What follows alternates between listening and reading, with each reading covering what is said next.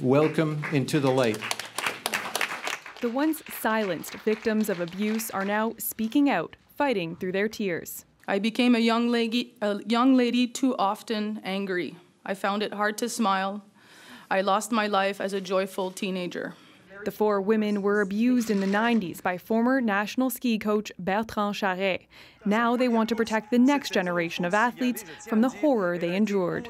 We decided that we would not put our kids in alpine skiing, and because what I've been through. I mean, I know how it is. I know they go away, and I know it's not safe.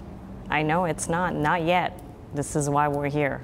They're calling for new policies by the year 2020, changes that would guarantee national and provincial athletic federations of any sport would only receive government funding if they agree to three things: an independent officer who would handle incidents and complaints, mandatory training for coaches and volunteers, and a set of rules and procedures to protect athletes, including the so-called Rule of Two.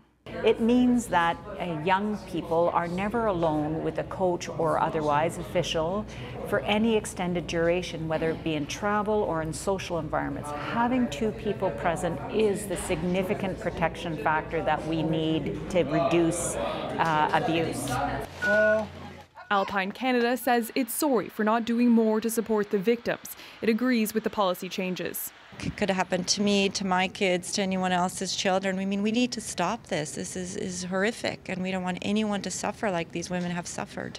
Bertrand Charest continues to deny all accusations. He's appealing some of last June's 37 convictions on sex-related charges. In the meantime, and we hope that things will change. These women say their healing process is finally moving ahead. Jayla Bernstein, CBC News, Montreal.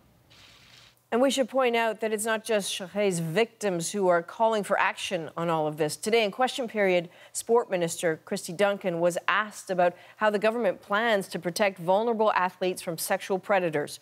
Her response was firm. It could affect funding.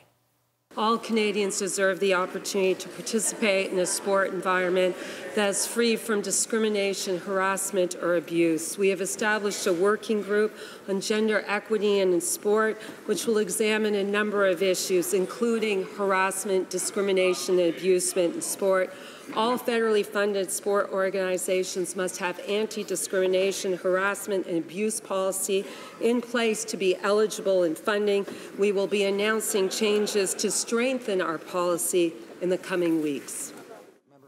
Now, when the four women shared their stories with us first last night, there was an overriding theme that even though as teens they were too scared to talk openly about the sexual abuse they endured, there were adults in their midst who seemed to know what was going on and didn't act.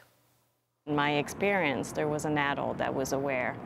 And instead of speaking up and do the right thing, he protected the coach.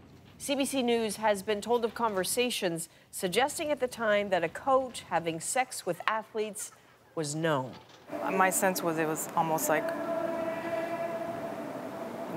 oh my God, there's, girls sleeping with their coach at the same time, as opposed to, oh my God, this guy did something terrible.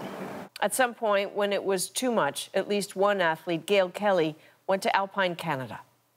You know what? They make me feel like it was my fault.